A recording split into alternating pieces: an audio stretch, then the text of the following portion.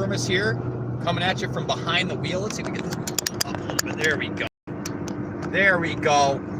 So, by now, a lot of you have probably realized that by posting a New York Post story, and I am no friend, I want to repeat this, I am no friend of the New York Post.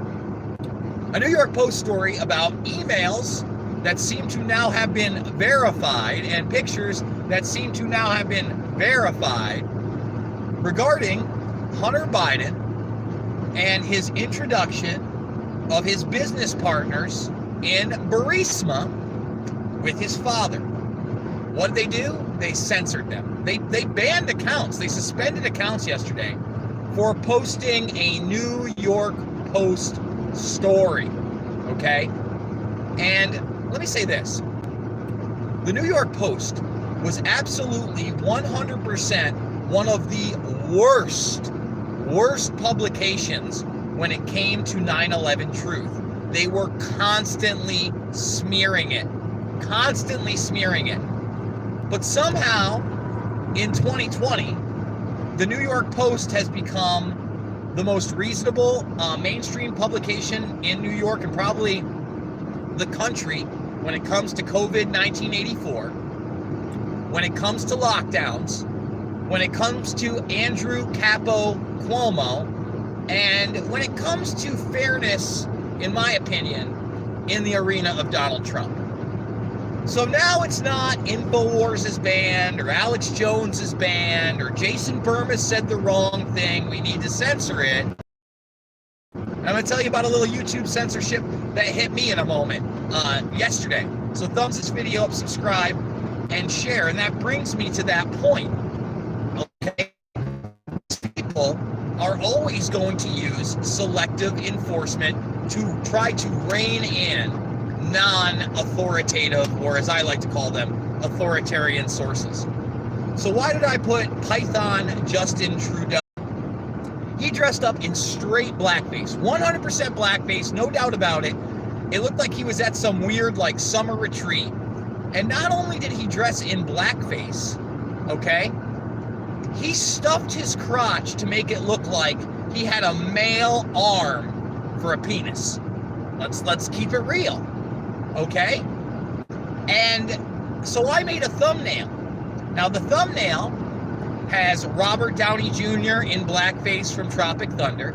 The thumbnail has Dan Aykroyd in blackface from Trading Places. The thumbnail also includes, guess who? You guessed it, Trudeau. And it has a picture of his pant leg and it's circled. Now, when you think about it, there's no real sexual connotation here, right? There's no racism. I'm making a comment about how the Prime Minister of Canada likes to play dress up and culturally appropriate people, and yet YouTube took down my thumbnail. And they said it wasn't a strike and I can appeal it, but I'm on the road. I am going to appeal it because what's really bizarre about that, if you watch my videos, guys, what do I use as my backgrounds? My thumbnails. So right out of the gates, the fact that they censored the thumbnail, yet the thumbnail and the video of Trudeau, with an, impersonation schlong of stuffing, they're there. You can see them 100%. But we're going to censor that because we're getting ready to do all sorts of censorship. YouTube announced, I posted on Twitter, they're going to start censoring any disinformation on the COVID vaccines. Really? I'm wondering what that disinformation is going to be, because I've been covering Operation Warp Speed. I've been using mainstream sources, and I haven't even checked my email today to see if they've taken anything else down, right? We'll censor for Joe Biden. We'll keep the truth out from Burisma.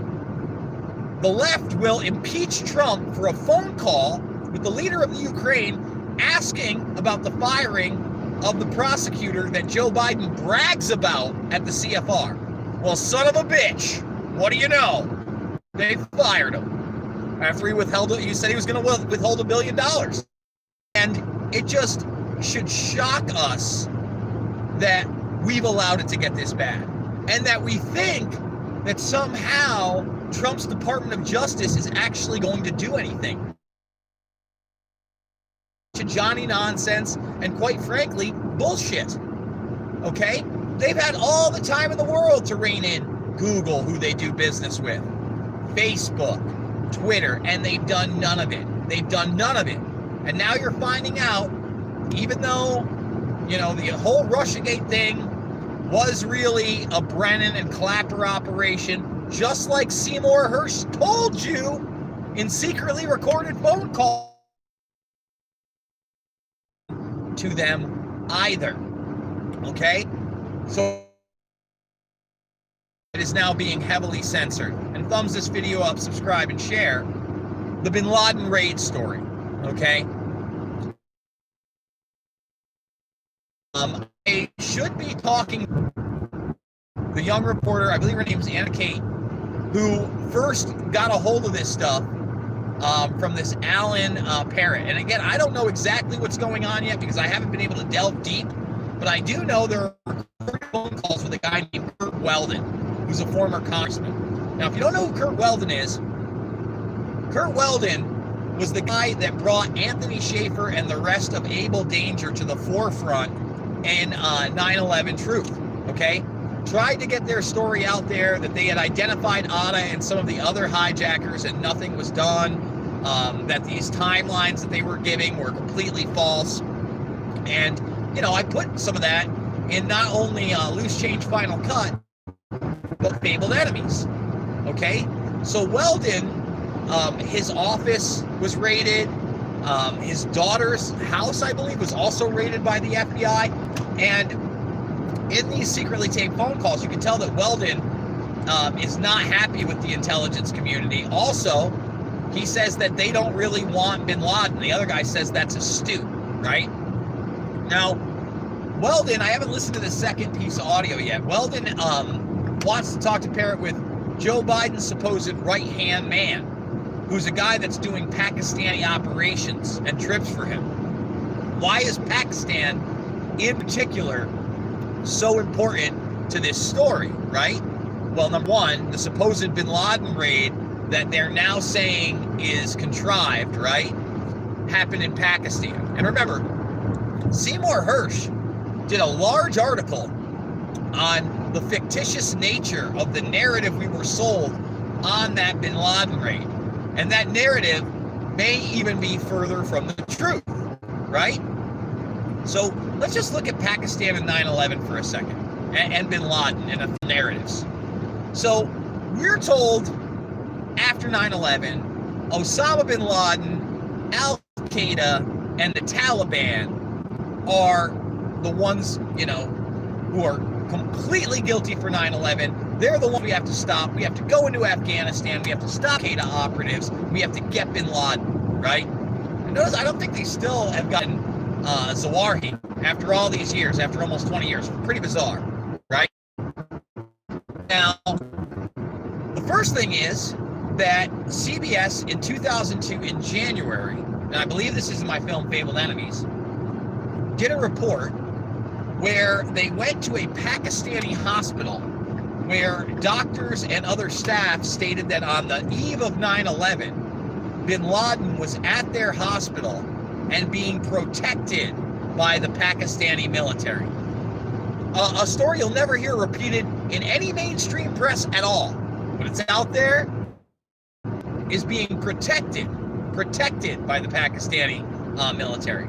The head of the Pakistani ISI is in Washington, D.C. on the morning of 9/11, and it just so happens that he has facilitated a wire transfer of $100,000 just prior to the attacks to Muhammad Atta.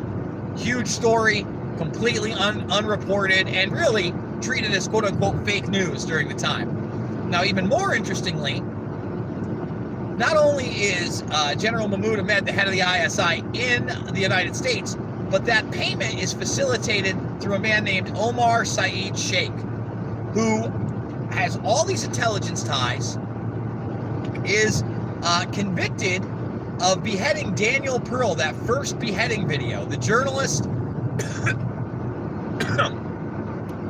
who was a Jewish journalist who they made denounce Israel and all these other things before beheading him. Now, Omar Saeed Sheikh was supposed to die for that. He was supposed to get the death penalty for it. Guess what? They released him this year. Anyone type it in. Omar Saeed Sheikh released. Omar Saeed Sheikh Daniel Pearl. So that's kind of odd that a guy that facilitated a wire transfer to the 9/11 hijackers and was involved in the murder of Daniel Pearl and beheading somehow is getting off and never prosecuted in the war on terror, right? And then you have who General Mahmoud Ahmad is meeting with in D.C. on the morning of 9/11, Porter Goss and Bob Graham, who will co-chair the initial congressional investigation into 9/11. He's also meeting with George Tenet while he's there, Condoleezza Rice. George Tenet was then the head of the CIA. Condoleezza, the Secretary of State. All these big officials, okay? But then come on in Joey B. Joe Biden goes on television, I think September 4th, and brags about his meeting with General Mahmoud Ahmad and that he is the first or the second most powerful man in all of Pakistan. And then what do? They go up, and when I say they, I mean Biden. He goes up on the Senate floor and demonizes Pakistan and says they're pretending to be our friend and they have a hard choice to make. Well, apparently that hard choice was doing whatever the U.S. intelligence community wanted them to do. Because if you think about it, the money comes from Pakistan. The Pakistani military is, again, protecting bin Laden on the eve of the attacks, and supposedly they find him in Pakistan. All right, now this new information is trying to state that the person who was executed in Pakistan, where they found copies of loose change on his hard drive, by the way, and 9/11 synthetic terror, and Fritz Springmeier's 13 bloodlines of the Illuminati, just letting you know, that he is some kind of a double, and really Iran had him. Now, you know, this is where I need to really comb through the evidence and find out, but I'm supposed to be talking that is breaking that. The reason I bring it up is that I posted it over on my Facebook, and I posted with context, okay? I posted, if even a little bit of this is true, you know, this throws the entire war on terror into the circus sideshow that it really is, okay? And the video went pretty viral, you know, Gary Franchi's interview with her, and it's just checked as false information, right? And then you go in and you click, and it says there's no firsthand knowledge. They're not acknowledging any of the documentation that's come out. And there's always fact checks for we the people. And there's never fact checks for Hearst Publications or Popular Mechanics, okay, or Esquire Magazine, any of that. It doesn't matter if I dismantle an Esquire reporter and his story live on air and thousands of people to see it. It's not enough. They're the authoritarians. They're the ones that get to paint reality.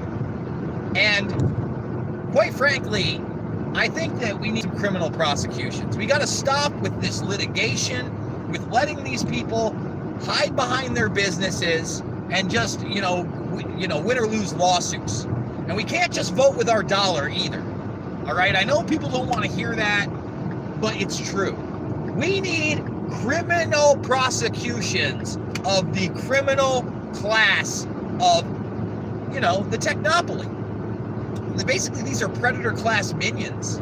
They don't run things. They're told what to do and how to act and, what to believe in. Jack Dorsey's a chump, man. He's a chump. Zuckerberg's a chump. He knows it. Zuckerberg dares speak out in the beginning when all the Russian collusion nonsense was going on. He's like, well, I have a little bit more respect for the American people. And he's flipped a complete 180. They're jokes, okay? They're jokes. But what's not a joke is the fact that more and more and more information is being curated, is being censored, more accounts are being banned. The mainstream media is no longer safe when they dare to tell a story that's outside of a narrative that some in the mainstream want, which we warned you about, right? Look, Google said their stated goal is one answer. One answer. Let me say it again. One answer. Not different viewpoints, not as much evidence as you can get and then make, your own discernment. One answer. That's what these people want. And if you don't think that answer is going to benefit those in power, you're not paying attention. So again, everything from, me daring to point out that the Prime Minister of Canada likes to act as a black man with an enormous, can't have that, taking that thumbnail down. You can't point out that Hunter Biden did introduce his father to his Burisma partners. No. And you certainly can't question the Bin Laden narrative regarding the supposed SEAL Team 6 raid. And like I said, I'm looking forward to talk to Anna Kate. Remember, guys, I'm on my way back to Iowa now. This Monday, it looks like this Monday, 11 to 1 p.m. Eastern, 10 to 12 Central, every single day, every single weekday. Monday through Friday, we're going live for 2 hours, and then we're going to start cutting those videos up and then putting them over on YouTube separately. But if you want to watch them live and you want to watch the whole thing, go make that free account now. We're going to turn it into premium after the live show, which is very easy to click over and do. So those that premium support me will still get all this bonus content no matter when they want to tune in. But then we'll pick and choose what goes on YouTube, because quite honestly, we know that YouTube's censoring is getting out of control. And I want to do more and more aggressive journalism during this time. And during COVID-19 84, that's just very, very tough. So thumbs the video up, subscribe and share. I'm looking to get into town tonight. I don't know if I'm going to do a ton of these. If you didn't see my video from last night when I got into my zombie town and they had put up scarecrows, like these faux scarecrows, all wearing masks, I was pretty sick about it. I was talking to my buddy for the last time, I'll see him in forever, who owns the pizza shop. And he's like, Jason, what are they supposed to do? It's Halloween. I go, Tino, I've been here 23 years on and off. I go, in the last 23 years, how many times have they put scarecrows up on Main Street? And he's like, well, it's different now. And I'm like, how is it different now? I don't understand what this difference is. What are we talking about? Why is it different now? I'm like, they didn't put scarecrows up before. I go, no, they're putting up symbols of your slavery. Symbols of your slavery. In the same town, they've made it illegal to have 10 people in a home without masks on. Mandatory masks in your house. Mandatory masks on Main Street. Mandatory masks in the town. And they're trying to spin it to all the locals that it's just for the college kids. Even if that were true, college kids are not a separate type of citizen. They are not a separate class of people. Okay? So now they go into a Halloween party in that town. And there's 50 kids there. If they want to, they get 50 grand. Yeah, that makes sense. That's fair. Give me a break. So thumbs the video up, subscribe and share. Remember, guys, the GoFundMe is down below. I got pegged for a 92 and a 65 last night, about 20 miles outside of Oneonta. I know it's my fault, but these trips have not been super cheap, and they're super long. Trying to make it back for Caged Aggression Friday and Saturday night, and hopefully we'll be doing some live streaming from those events, and with Mike Goodwin, who is the person putting them on. That's right, guys. In Iowa, there's actually things going on. There's live MMA events where people can go attend and have beers and live a normal life and aren't completely locked down. And that's one of the reasons I moved there. I love you guys, and I'll see you on the flip side. Thanks for joining me.